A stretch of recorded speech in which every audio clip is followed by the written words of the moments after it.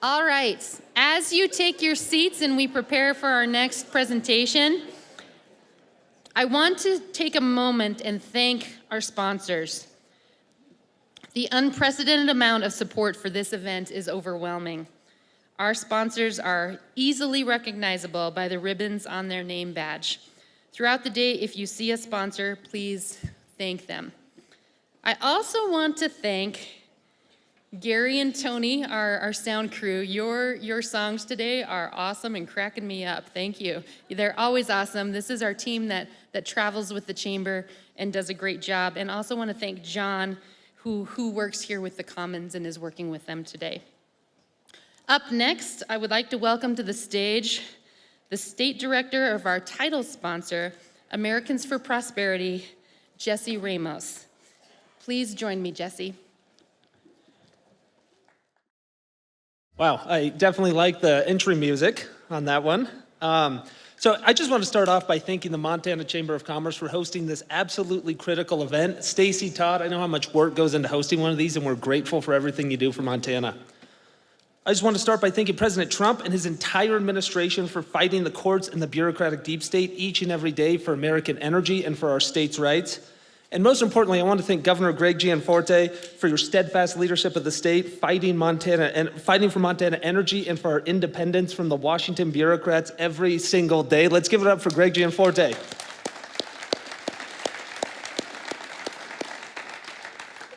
And most importantly, I want to thank every business owner, every policymaker, and every worker here today who refuses to let Washington, D.C. write our future for us.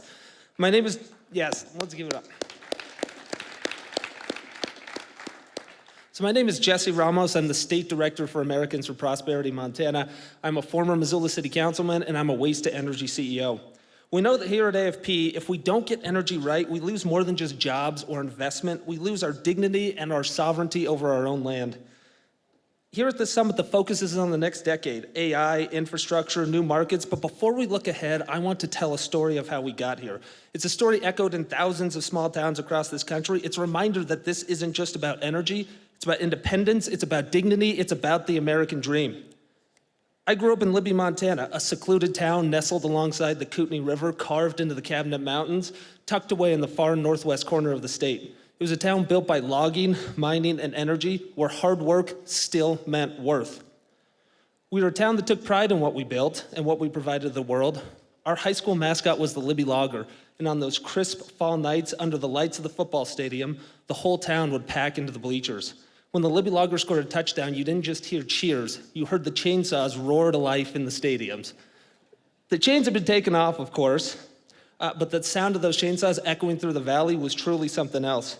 And that sound wasn't about football. It was the voice of a community that worked hard, built things, and powered America. It wasn't noise, it was pride. And that same pride ran through my own family, through my three uncles, salt of the earth men whose stories mirror millions of hardworking Americans across this country. They're miners, mechanics, millwrights, men who could fix or build anything. Their lives were dedicated to the very perfection of their crafts. Their jobs were not just jobs to them, they were part of their very identity.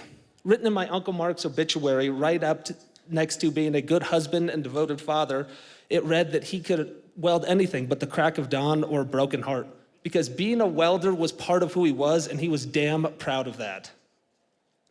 Between them, they helped construct the massive hydro plants across the Northwest, kept the sawmills running, worked the mines, and built coal and gas plants that still power the state today.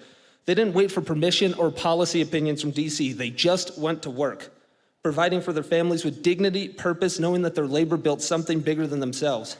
They didn't ask for favors or handouts. They made their own luck. They built, they produced, they provided, and in return, they earned something that this country doesn't just hand out anymore. They earned respect. For generations in Montana, a young man could graduate high school on Friday, lace up his boots on Monday, and start his life making more money than his teachers. He could buy a truck, a home, and a dream worth fighting for. No subsidies, no bailouts, just opportunity. He could marry his high school sweetheart, and she could stay at home and raise the kids, build a community, and hold the family together when times got tough. Those folks didn't measure success by what they took, they measured it by what they built. Their heroes were not the bureaucrats, they weren't the politicians, they certainly were not the celebrities. They were family men, men of faith, builders, welders, miners, and linemen, people whose work left something real behind them. That was Montana's version of the American dream, and it worked. But then something started to change. We started to notice the cracks. The neighbors moved away, the schools started closing, class sizes got smaller, the laughter that used to fill downtown grew quiet. Income dropped, and the air filled with worry. The Libby Mill shut down in 2002, followed by the mines. People panicked, fathers had to leave their families for weeks just to find work. Houses went into foreclosure, the economy collapsed, but worse than that, the pride collapsed. The day the mill closed, the parking lot was full, but nobody smiled. A few men just sat in their trucks, staring at the ground, not ready to drive home. They weren't just losing their paycheck, they were losing their very purpose. The mill was the beating heart of that community, and now in its place stands a hollow shell, a smokestack that no longer smokes, a monument to what over-regulation can destroy. The mill closed not because we ran out of trees, not because we ran out of copper silver ore, but because DC decided that they knew better than us. They thought that we were too incompetent to make decisions for ourselves. Bureaucrats who've never walked our forests or breathed our mountain air decided Montanans couldn't be trusted to manage Montana. The same politicians who live along the Hudson, the Potomac, or the Chicago River, waters I wouldn't let my dog wade into, lecture us about the stewardship of our land. Meanwhile, there isn't a single river in this entire state that I wouldn't let my children jump into. And yet again, those very bureaucrats are the ones lecturing us, telling us that we don't care about the environment. That's the difference. They talk about protecting the environment from behind a desk. We live in it. We protect it because it's our home, not some talking point. Over the last 50 years, Washington has passed laws like NEPA, the Roadless Rule Act, and the Endangered Species Act. They've all become tools of the bureaucracy to create paralysis, used by unelected bureaucrats and activist lawyers to stop nearly every project that would keep our forests healthy, our lights on, and our communities alive. They sue, they stall, they appeal, the lawyers get rich, and now instead of providing timber to the world, Montana burns nearly every summer. Since 2001, we've lost over 2 million acres of Montana forest to wildfire, far more than we've harvested in that same period of time. That's roughly 30 billion board feet of timber, enough to build over 2 million homes, gone. The total economic output of that wood, including the mills, truckers, and businesses that depend on it, easily tops $40 billion. That could cover our entire state budget for 5 years. And yet, every year we watch those billions go up in smoke in the wildfires. Not because of nature, not because of climate change, but because of the bureaucracy from Washington, D.C. That haze in our skies isn't just smoke. It's college tuition, it's home ownership, it's the white picket fence, it's a new truck, it's the dignity of a hard day's work. That smoke carries the ashes of 1,000 American dreams burning, all the while DC congratulates itself on yet another regulation. And meanwhile, on the eastern side of the state, the Colstrip power plant powers the Northwest with over 1,200 megawatts of reliable, affordable energy, providing thousands of paychecks to Montanans for decades. It's an efficient symbol of American strength. 99.6% of particulates captured. It's one of the cleanest plants on Earth. And now DC wants to shut it down. The EPA MATS rule under the Biden administration targets Colstrip directly. Compliance could cost up to $500 million per plant, a price tag that would almost certainly force closure and drive up electric bills across the region, all to allegedly increase the filtration rate by 0.2%. All the while they call that progress. It's not progress, it's poverty by policy. And with Colstrip, bureaucrats are gambling with more than money. If it shutters, it could trigger rolling blackouts across the state. Blackouts, of course, have been commonplace in states like California for years. For them, it's an inconvenience. The lights go off, the air conditioner shuts down. But for us here in Montana, in our brutal winters, where just last year the temperatures dropped to negative 40 degrees, reliable electricity is literally the difference between life and death. But of course, we all know that Colstrip is not the problem. Anyone who's been there knows that it's the picture of small-town America: wide skies, crisp, clean air, well-kept parks, and a community built around purpose. At its heart stands the coal-fired power plant, the favorite boogeyman of Washington bureaucrats. But yet what it really is a symbol that American energy is both clean and strong and reliable. Meanwhile, yet again, thousands of miles away in DC, they lecture us about coal from behind their spreadsheets, smog-filled freeways, and concrete swamps, in a city where you don't see the stars and you can't even find a straight answer. While DC drowns in paperwork, Colstrip helps power the nation. While they regulate from offices and concrete jungles, we raise our families under open skies. And that's what DC will never understand. This is not about economics, it's about our very way of life, and it is worth defending. Because we all know, and the reason that we're all here today is that Montana is not out of the fight. We are still the people who build, the people who dig, the people who power this country. We're the people who care for the land and still believe in building. That's why I started a company turning plastic into energy, because Montana's ingenuity doesn't just sit on a shelf. We move, we build, and we don't need the bureaucrats to keep our home clean because we do it ourselves. And I'll tell you this, if the courts and Congress and the bureaucracy would just let Montanans manage Montana again, led by folks like Governor Gianforte, that smoke could rise once again, not from wildfires, but from smokestacks that build, paychecks that grow, and families that thrive. Because when we look around Montana, we all see the scars, but more importantly, we see the potential. We see it in our forests, tall, strong, ready to be managed, not burned.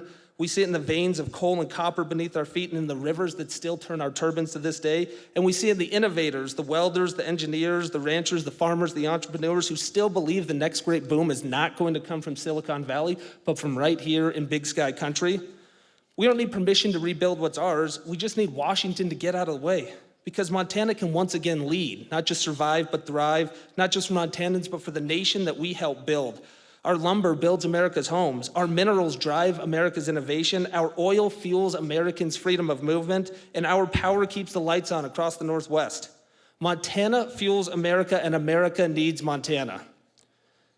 Because here's the truth, if we can get energy, work, and innovation policy right, Montana can lead the next American energy renaissance. We have the resources, we have the people, we have the principles. All we need is the freedom to actually do the work. We're blessed to have a governor and a president that believe in unleashing American energy, but unfortunately, decades of bureaucracy have tied their hands, and now we need Congress's help to restore that industry. The governor and the president can't do it alone, and we need to have their back. Just a few weeks ago in a congressional hearing, a House member asked a witness, "What's the longest review process you've ever seen?" The witness didn't hesitate. The longest, he said, it would have to be the ones that never end. And that's the reality for too many projects across this country today. Reviews that never end, deadlines that never come, and progress that never starts. Just look at the Mont Nord project, first proposed in the 1980s. 40 years later, they are still waiting to dig.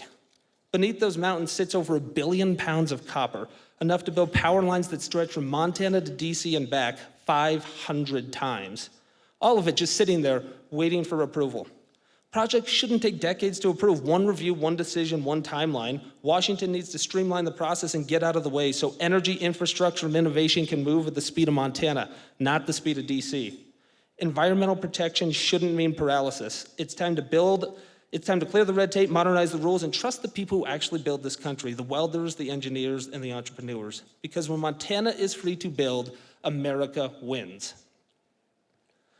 And when we do all this, when we build again, it won't just mean jobs are back, it'll mean pride is back, it'll mean that the American dream is breathing once again. Because when Washington chokes off the energy of a people, it doesn't just darken their homes, it dims the lights of our entire nation. But when free men and women are allowed to work again, the American dream reignites. So as I conclude, and with your help, I believe that across this great nation, if we can just get Washington out of the way, that our mills will start to hum again, that our miners will start to dig again, that our wages will start to climb again, that our pipelines will start to flow again, that power plants will roar again, fueled not by foreign oil, but by American strength, and the American dream built by callous hands and courageous hearts of folks like my 3 uncles will rise again, because this is still our home, and we will take it back, because we were made to build, and by the grace of God, we will build again. Thank you. Thank you, Jesse, and the team at Americans for Prosperity for being with us today and your generous support of the summit. These issues are resonating in Montana, but they're also resonating across our nation. I spoke on these same issues 2 weeks ago in Minneapolis. And we in Montana have a chance to lead and be at the forefront and make some changes nationally.